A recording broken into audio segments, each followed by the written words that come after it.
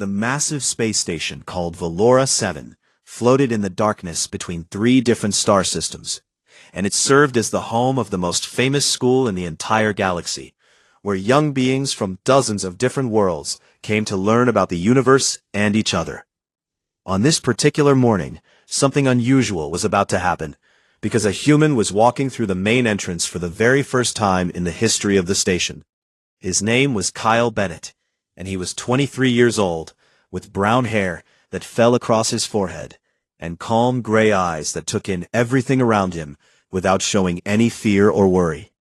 He had grown up in a small town in Montana, surrounded by mountains and forests and all kinds of wild animals, and his father had taught him to hunt and track and survive in the wilderness from the time he could walk. Now he was millions of miles from that quiet mountain home, standing in a hallway filled with aliens who looked at him like he was the strangest creature they had ever seen. A group of Corvani students passed by, their 7-foot-tall bodies covered in shimmering scales that changed color based on their emotions. And right now, those scales were shifting to a nervous yellow as they stared at the small human. Kyle just nodded politely and kept walking toward his first class. The Falathi were easier to look at, because they resembled large cats that walked on two legs, with silver or golden fur, and big, expressive eyes, and they moved with a grace that reminded Kyle of the mountain lions back home. One young Falathi female stopped in the middle of the hallway when she saw him, her ears flattening against her skull, and her tail puffing up to twice its normal size. Kyle smiled at her, trying to seem friendly, but the smile only made her back away faster, and he wondered what exactly the galactic community had been told about humans. The classroom for xenobiology, 401, was a large circular room with seats arranged in rising rows like a stadium, and when Kyle walked in, every conversation stopped immediately. Professor Thalvek stood at the center of the room, a Corvani with 4 arms and scales that were currently a calm blue, though they flickered to orange when he noticed the human student. "Ah, yes," the professor said through his translator device, which converted his clicking native language into words Kyle could understand. "Our exchange student from Earth has arrived, and I trust everyone will make him feel welcome." Nobody moved or spoke. Kyle found a seat near the back of the room and pulled out his tablet, trying to ignore the dozens of eyes and other sensory organs that were all focused on him. The same Falathi female from the hallway was sitting 2 rows ahead, and she kept turning around to look at him with those big golden eyes that held a mixture of curiosity and something that looked very much like fear. Her name was Saralyn, according to the class roster that Kyle had studied before arriving, and she was one of the top students in the program. The professor cleared his throat, which for a Corvani involved making a sound like rocks grinding together, and began the lecture. "Today we will be studying apex predators from across known space," Thalvek announced, "and we will examine what makes certain species so effective at hunting and killing their prey." Kyle perked up at this, because it was a subject he actually knew something about, having grown up surrounded by some of Earth's most dangerous predators. "I should warn all of you," the professor continued, "that we will be playing audio recordings of these predators, and some of you may find the sounds deeply disturbing." A nervous murmur went through the classroom. "Your instincts may tell you to run or hide, and that is perfectly normal, as these are the responses that kept your ancestors alive on your home worlds." Kyle settled back in his chair, curious about what kinds of sounds could scare so many different species. The Drevnok sitting 3 rows to his left was already trembling, and they were literally made of rock, with bodies that looked like boulders stacked on top of each other and held together by some kind of biological cement. If something could scare a creature made of solid stone, Kyle thought, it must be pretty impressive. The lights in the classroom dimmed, and the professor activated the main display screen. "Our first specimen is the Vorthax of Kepler 442b, Thalvek explained, a creature so deadly that it drove 3 sentient species to extinction before the Galactic Council authorized its containment. An image appeared on the screen, showing something that looked like a cross between a centipede and a great white shark, with hundreds of legs and a mouth that seemed to split its entire body in half. Hit, with interest, noting the way its body was designed for speed and the placement of its sensory organs, which suggested it hunted primarily by detecting vibrations in the ground. Then the recording began to play. A deep rumbling growls filled the classroom, a sound that seemed to vibrate through the floor and up through the seats, and all around Kyle, students began to panic. The Falathi's fur stood on end, making her look twice her normal size, and several Corvani changed to pure white, which Kyle had learned meant absolute terror. Even the rocky Drevnok was shaking so hard that small pebbles were falling off its body. Kyle listened carefully to the sound, tilting his head slightly as he analyzed it. It was impressive, he had to admit, like the bellow of an alligator mixed with the rumble of distant thunder, but it was not really that different from sounds he had heard back home in Montana. His father had taken him to Louisiana once to visit relatives, and they had gone out into the swamps at night to listen to the gators calling to each other. And this Vorthax sounded a lot like those gators, just deeper and louder. The recording ended, and students around the room slowly began to relax, though their colors and postures still showed signs of stress. Professor Thalvek looked pleased with the reaction, and Kyle could tell that scaring students was probably one of his favorite parts of this particular lecture. As you can see, the professor said, or rather, as you can hear, the Vorthax uses infrasound to paralyze its prey before striking, and the psychological effect of its call is nearly universal across all known species. Kyle raised his hand. The professor's scales flickered to a surprised purple, and he pointed one of his forearms at the human. "Yes, Mr. Bennett, do you have a question about the Vorthax?"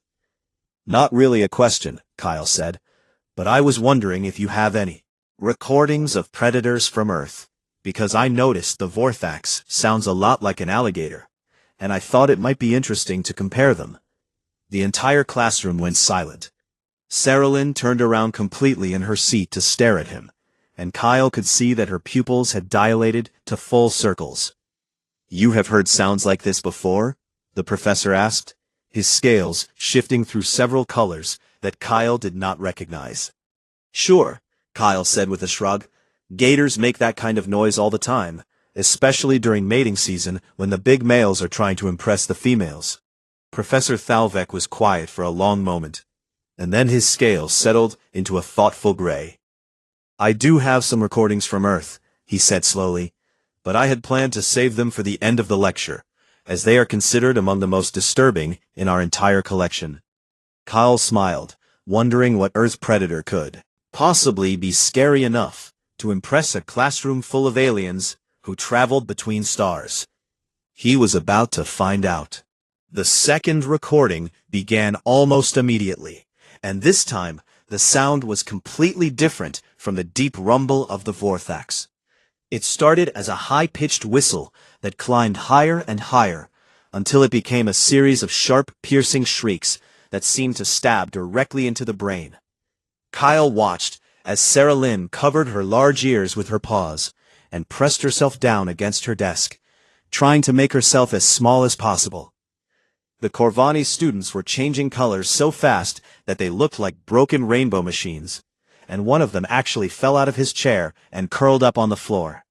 "This is the Shriek Hunter of Gliese 667C, Professor Thalvek explained, his voice strained as he fought against his own instincts. "A creature that uses echolocation to hunt in complete darkness, and has been known to clear entire colonies within hours." Kyle nodded to himself, because the sound reminded him of something he had heard many times before. When he was 7 years old, he had been camping with his father in a barn on their property, waiting for a deer to come to the salt lick they had set up. And in the middle of the night, he had heard the most terrifying scream of his life. He had grabbed his father's arm, absolutely certain that a woman was being murdered somewhere nearby. But his father had just laughed quietly and explained that it was only a barn owl. Those birds could make sounds that seemed to come straight from a horror movie, and this shriek hunter sounded almost exactly the same, just louder and with more echoes. The recording ended, and Kyle could hear students around the room gasping and whimpering as they tried to recover. The Shriek Hunter's call operates on frequencies specifically designed to trigger panic responses in prey species, the professor continued.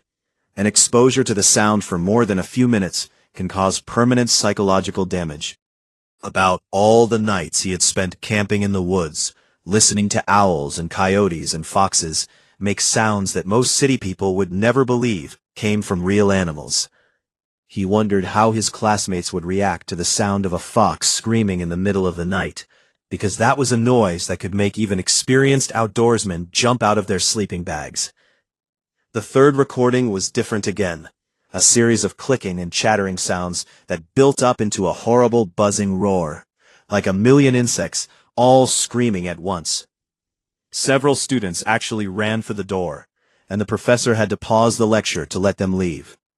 The hive mind of Proxima Centauri b, Thalvek said, a collective organism that absorbs other life forms into itself and uses their voices to create this terrifying chorus. Kyle made a note on his tablet, comparing the sound to the noise that cicadas made during their emergence years, when billions of them died in lengthy numbers, like a million insects, all screaming, "Once you are present." Insects would all emerge from the ground at once and fill the air with their overwhelming drone. The fourth recording was a wet gurgling sound mixed with what sounded like bones cracking, and Kyle had to admit this one was pretty unpleasant, though it reminded him more of a garbage disposal than any animal he knew. The depth stalker of Europa, the professor announced, a creature that lives in the subsurface ocean and hunts by ambush, crushing its prey and consuming it while still alive. Saralyn looked like she was about to be sick, her silver fur now matted with nervous sweat, and her tail wrapped tightly around her body. Kyle felt a little sorry for his classmates, because they seemed genuinely traumatized by these recordings, while he was mostly just curious about the biology behind each creature. The fifth recording was perhaps the strangest, a low moaning sound that rose and fell in pitch, like some kind of alien whale song, but with an underlying tone that made Kyle's teeth itch. The Void Caller, Professor Thalvek said quietly. A creature that exists partially in normal space, and partially in dimensions we cannot perceive. And its call is said to drive beings mad if they listen for too long. Kyle had to admit this one was a bit creepy, but it still did not really scare him, because he had learned a long time ago that sounds were just sounds, and the real danger was always in the teeth and claws. The professor looked around at his traumatized students with something like satisfaction, and then his scales shifted to a deep red that Kyle had learned meant anticipation. And now, Thalvek announced, we come to the final recording, and I must warn you that this one is considered the most disturbing sound in our entire database. The few students who had started to relax immediately tensed up again. This recording comes from the human homeworld of Earth, the professor continued, and it was obtained by a survey team that was mapping the primitive planet before humans achieved space travel. Kyle sat up straighter, genuinely curious now about what Earth predator could have scared a team of aliens so badly. The survey team described the creature that made this sound as a large feline predator that stalked them through mountainous terrain for 3 days before they managed to escape. The image on the screen changed to show a grainy photograph of something moving through trees, and Kyle immediately recognized the tawny fur and long tail. It was a mountain lion, also known as a cougar or puma, one of the most common large predators in North America. Kyle had seen dozens of them over the years, and while they were certainly dangerous and deserved respect, they were not exactly monsters. The professor pressed play, and the sound filled the room. It started as a low rumbling growl that vibrated through the seats, and then it rose into a screaming roar that seemed to contain all the fury and hunger of a pure predator. Kyle recognized it immediately as the territorial call of a female cougar, probably warning other cats to stay away from her territory and her cubs. Around him, the classroom exploded into chaos. Saralyn actually screamed and bolted for the door, her claws scrabbling against the smooth floor as she tried to run. The Drevnock curled into a tight ball, all of its rocky plates locking together with a grinding sound that made Kyle wince. Corvani students were changing to pure white and pressing themselves against the walls, their forearms wrapped around their bodies. Even Professor Thalvek stepped back from his podium, his scales flickering through every color in rapid succession. And Kyle Bennett, the only human in the room, started to laugh. It was not a mean laugh or a mocking laugh, just the genuine amusement of someone who had heard that exact sound many times before while camping in the mountains around his home. Everyone in the room stopped moving and turned to stare at him. Kyle realized he was the center of attention, but he could not stop chuckling at the absurdity of the situation. "I am sorry," he managed to say between laughs, "but that is just a cougar." The silence in the room was so complete that Kyle could hear the ventilation system humming in the ceiling. Professor Thalvek's scales slowly shifted to a confused purple, and his forearms hung limply at his sides. "I beg your pardon," the professor said, his translator making the words come out flat and stunned. Kyle wiped his eyes and took a deep breath, trying to compose himself. "A cougar," he repeated, "or mountain lion, or puma, or catamount, depending on where you live, but they are all the same animal, and they live in the mountains near where I grew up." Saralyn had stopped her flight and was staring at him from near there. Door, her golden eyes wider than Kyle had ever seen them. She asked. "You know what made that sound?" she asked, her voice barely above a whisper. Kyle nodded, still smiling at the memory of all the nights he had heard that scream echoing through the valleys around his home. "Sure," he said, "I have heard that sound dozens of times, and it is actually kind of pretty once you get used to it." The entire classroom continued to stare at him in complete silence, and Kyle began to realize that he had just revealed something very important about humans. They didn't scare easily. The classroom remained frozen for what felt like a very long time, with every alien student staring at Kyle like he had just grown a second head. Professor Thalvek was the first to recover, his scales slowly shifting from confused purple to a more stable gray as he processed what the human had just said. "Mr. Bennett," the professor said carefully, "are you telling me that you regularly encounter creatures that make that sound?" Kyle shrugged, not understanding why this was such a big deal. "Well, not regularly," he admitted, "but often enough that it does not really surprise me anymore. And my dad always said that a cougar scream sounds worse than it actually is."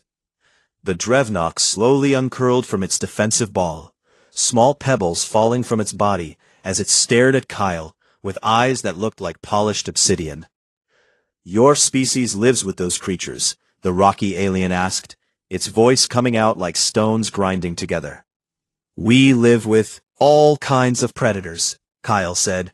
"Bears and wolves and cougars and alligators and sharks and a whole bunch of other things that can kill you if you are not careful." Saralyn had walked back from the door and was now standing at the end of Kyle's row, her tail still puffed up, but her ears slowly rising back to their normal position. "How is that possible?" she asked. "How does your species survive on a world with so many deadly creatures?" Kyle thought about the question, because it was actually a good one that he had never really considered before. On Earth, humans just accepted that dangerous animals existed, and they learned to live alongside them, but apparently that was not normal in the rest of the galaxy. "I guess we learned to adapt," Kyle said finally. "We figured out which animals were dangerous and how to avoid them or deal with them when we could not avoid them." Professor Thalvek approached Kyle's desk slowly, his back in what Kyle had learned was a gesture of deep thought among the Corvani. "Mr. Bennett, this cougar creature," the professor said, "how large does it grow?" "A big male can weigh around 200 pounds, Kyle said, "maybe a bit more in some areas." "And does it hunt your people?" Kyle nodded, because there was no point in lying about something that was well documented.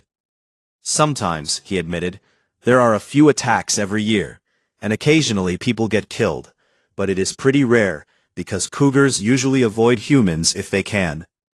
The professor's scales flickered to a pale yellow that Kyle recognized as fear.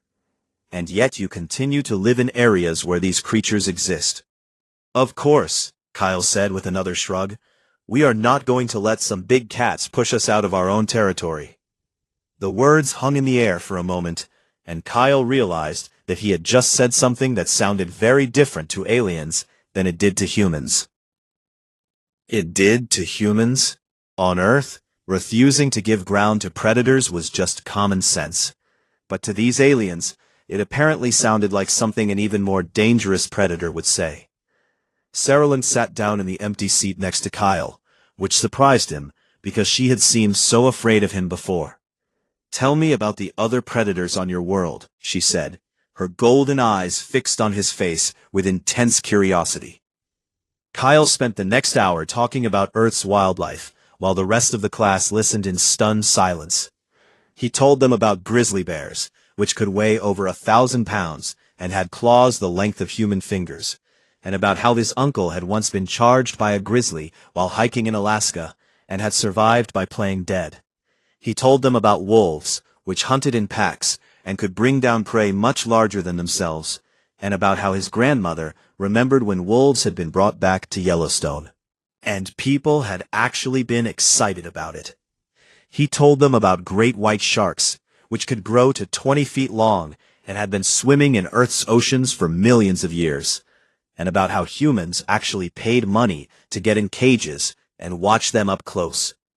He told them about crocodiles and hippos and elephants and Cape buffalo, all animals that killed hundreds of humans every year, and about how humans kept building towns and farms right next to the territories of these deadly creatures. By the end of his explanation, the entire classroom was looking at him with expressions that ranged from terror to awe. Your world sounds like a death trap, one of the Corvani students said, his scales a sickly green color. Kyle laughed and shook his head. It is actually really beautiful, he said. You just have to know what you are doing and respect the wildlife. Respect, Professor Thalvek repeated, his translator making the word sound strange. Alien. Sure, Kyle said. These animals were on Earth long before humans existed, and they have just as much right to be there as we do. So we learn to share the planet with them instead of trying to wipe them all out. Saralyn leaned closer, her silver fur catching the artificial light. But you said your species hunts these animals as well, she pointed out. Kyle nodded, seeing no reason to hide this fact. We do, he admitted. We hunt them for food and sometimes for sport, and we use their fur and bones and other parts for all kinds of things. But we also protect them and make sure they do not go extinct. You hunt the things that hunt you, the Drevnok said slowly, like it was trying to understand a very difficult concept. Of course, Kyle said with a smile. That is what predators do. The room went silent again as every alien in the classroom processed the implications of what Kyle had just said. Had learned to survive alongside predators. Humans were predators themselves. Predators that had clawed their way to the top of one of the most dangerous ecosystems in the known galaxy. Professor Thalvek finally broke the silence, his scales shifting to the deep blue of respect that Kyle had rarely seen from the Corvani. Mr. Bennett, the professor said quietly, I believe I owe you an apology. Kyle tilted his head, confused by this statement. I selected the Cougar recording specifically because I thought it might humble you, Thalvek admitted. I wanted to show you that even humans can be frightened by the dangers of the universe. Kyle just smiled, thinking about all the nights he had spent in the wilderness, surrounded by sounds that would apparently terrify most of the galaxy. No apology needed, Professor, Kyle said. But maybe next time you should ask a human what scares us before you assume anything. Saralyn's whiskers twitched in. What Kyle was learning was the Falafi equivalent of a smile. And what does scare humans? She asked. Kyle thought about the question for a long moment, and then he gave her the most honest answer he could. Other humans, he said. We are the most dangerous thing on our planet. The class ended shortly after that, but Kyle could tell that something had changed in the way his classmates looked at him. They were not just curious anymore. They were afraid. The weeks that followed the incident in xenobiology class were strange for Kyle, because he went from being ignored to being the most talked about person on the entire station. Everywhere he went, aliens would stop and stare, whispering to each other in languages that his translator could barely keep up with. Some of them seemed afraid of him, stepping out of his way in the corridors, like he was a predator that might attack at any moment. Others seemed fascinated, following him at a distance and watching everything he did with intense curiosity. Kyle tried to ignore the attention and focus on his studies, but it was hard when his classmates kept asking him questions about Earth that made him realize just how different his homeworld was from the rest of the galaxy. "Is it true that your planet has storms that can destroy entire cities?" asked Morvel, the young Corvani, who had become Kyle's lab partner after the Cougar incident. Kyle nodded, thinking about the hurricanes and tornadoes that regularly swept across parts of Earth. "Yeah, we have hurricanes that can be hundreds of miles wide, and tornadoes that can level everything in their path, and earthquakes that can shake whole cities to rubble." Morvel's scales shifted to a queasy green color. "And your people rebuild in these same locations afterward?" "Usually," Kyle admitted, "we're kind of stubborn that way." Saralyn had become a constant presence in Kyle's life, always sitting next to him in class, and joining him for meals in the station's cafeteria. At first, Kyle thought she was just curious about humans, but as the days passed, he realized that she was actually trying to understand something deeper about his species. "Your people have only been in space for a few decades," she said one evening as they studied together in the observation lounge.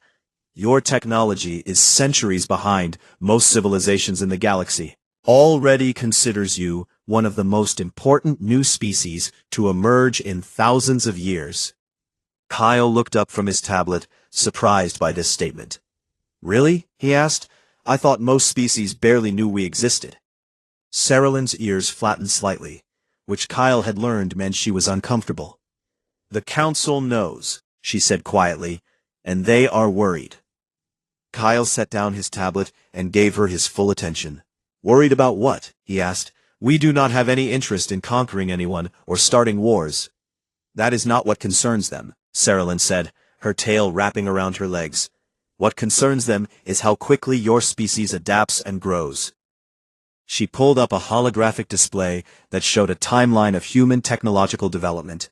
300 years ago, your fastest transportation was a horse," she said, pointing to early images from Earth.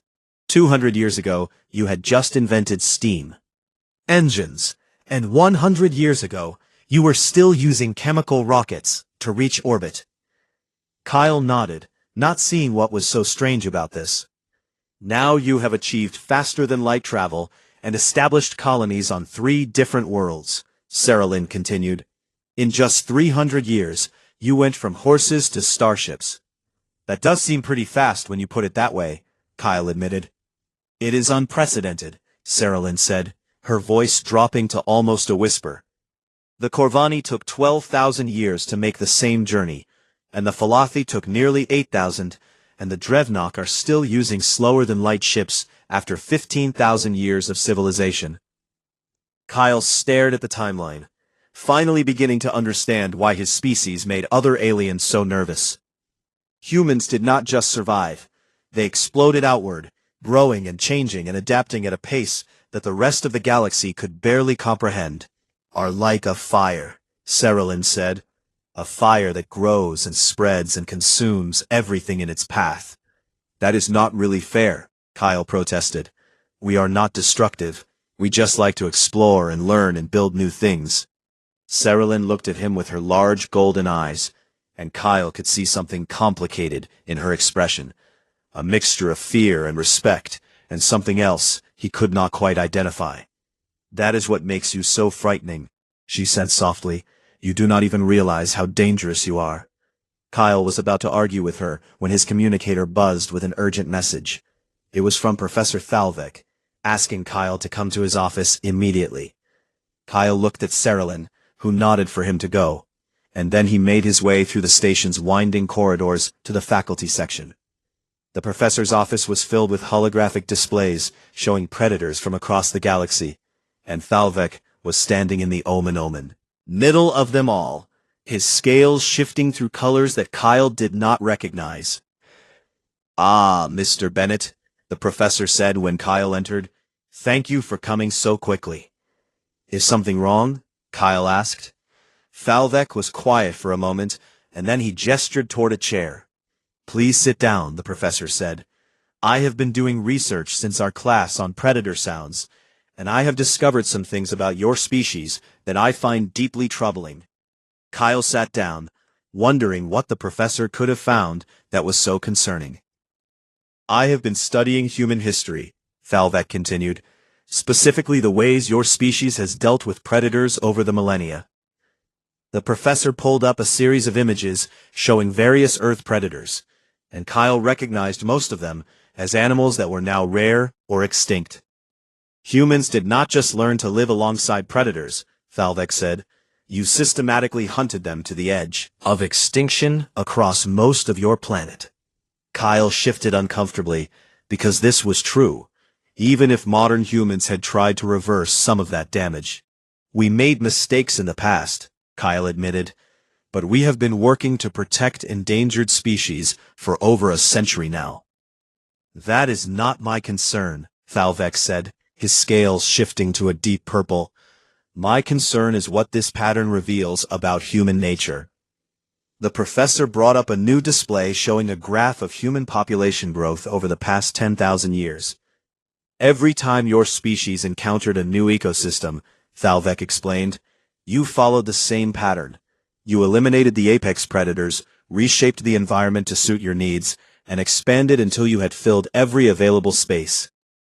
Kyle wanted to argue, but he knew the professor was right. Humans had done exactly that, spreading across every continent and every climate zone on Earth, pushing aside anything that got in their way. "And now," Thalvek said quietly, "you have begun to do the same thing in space." The professor brought up a map showing human colonies and exploration routes spreading outward from Earth like the branches of a growing tree. 3 colonies in 50 years, Thalvek said, with plans for 30 more within the next century. And your population growth rate shows no signs of slowing down. Kyle looked at the map and felt a strange mixture of pride and unease. "We just want to explore," he said. "We want to learn about the universe and find our place in it." Thalvek's scales shifted to the deep blue of respect, but there was also a trace of yellow fear mixed in. "I believe you," the professor said. "I believe that humans genuinely do not see themselves as conquerors or invaders. But Mr. Bennett, neither did the Vorthax." Kyle felt a chill run down his spine at the comparison. "Creature," he said firmly. "No," Thalvek agreed.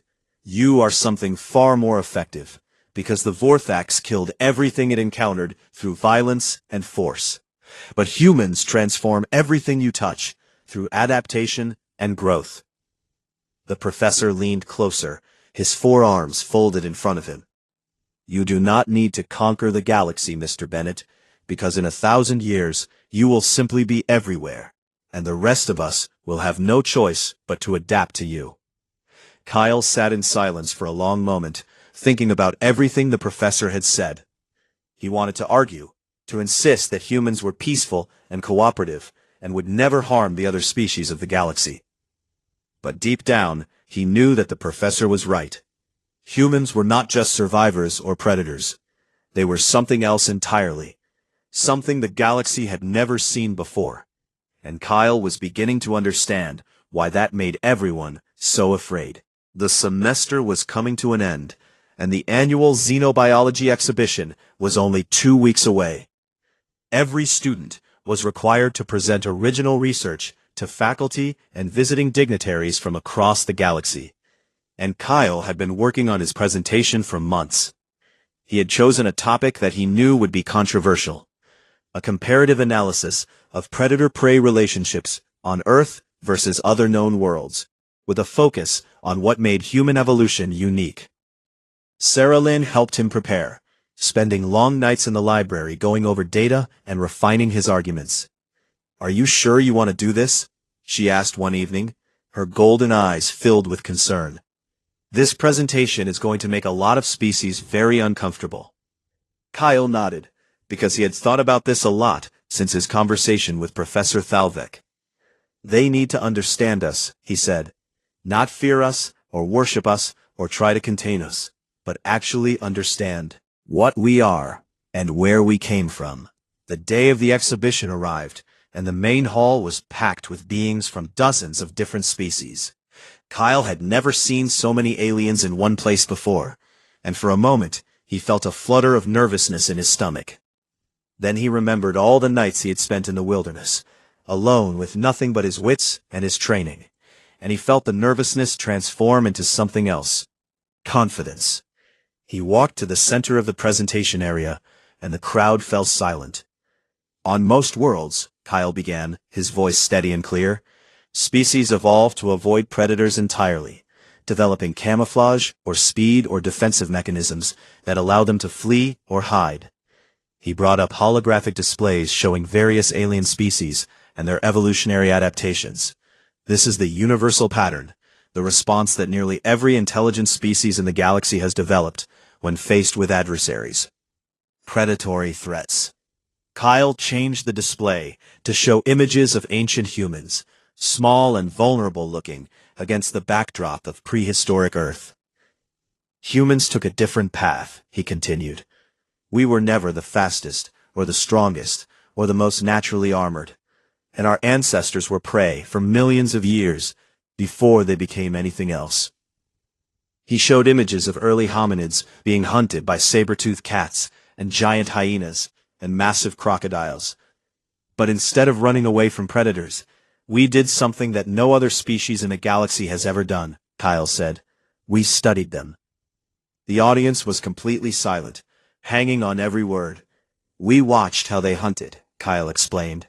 "We learned their techniques, and their weaknesses, and their patterns, and then we started using those same techniques against them."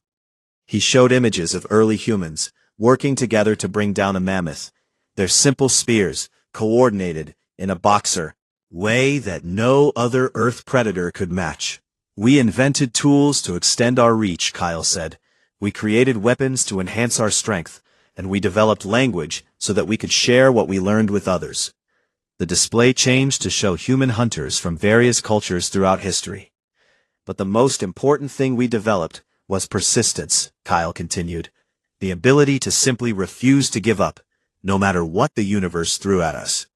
He showed footage of humans running marathon distances, climbing mountains, swimming across oceans, and surviving in deserts and ice fields and jungles.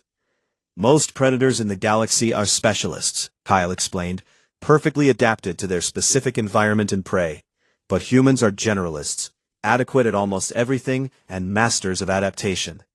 The audience shifted uncomfortably, and Kyle could see scales changing color and fur bristling throughout the crowd.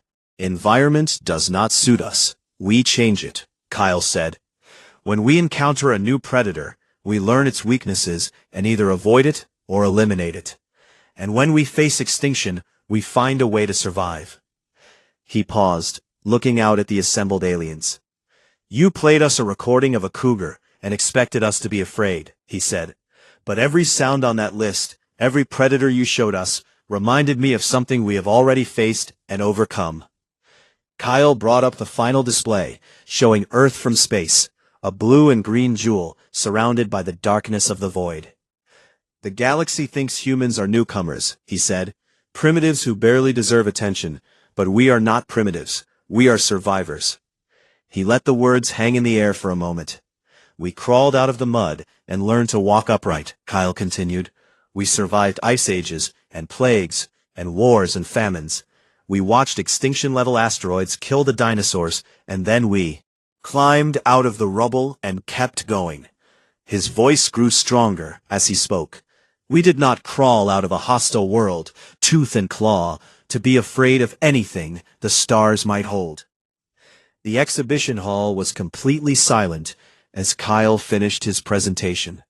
Sarah Lynn was the first to react, her padded paws making soft thumping sounds as she began to applaud. Others joined in, the room filling with the varied sounds of appreciation from a dozen different species.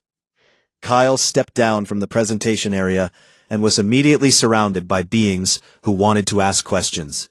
Professor Falvek pushed through the crowd, his scales shifting to the deep blue of respect. "Mr. Bennett," the professor said, "that was perhaps the most remarkable presentation I have witnessed in 40 years of teaching." Kyle smiled, feeling genuinely grateful for the praise. "Thank you, Professor," he said.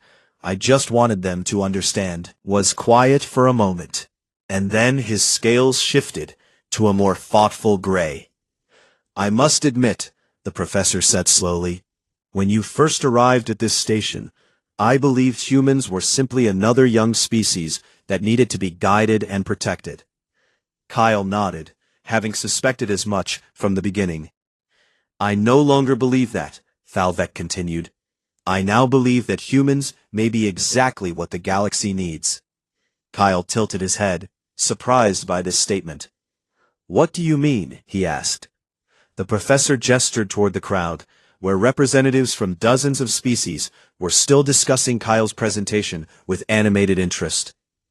"The galaxy has grown stagnant," Falvek explained. "We have been at peace for so long that we have forgotten what it means to struggle, to adapt, to grow."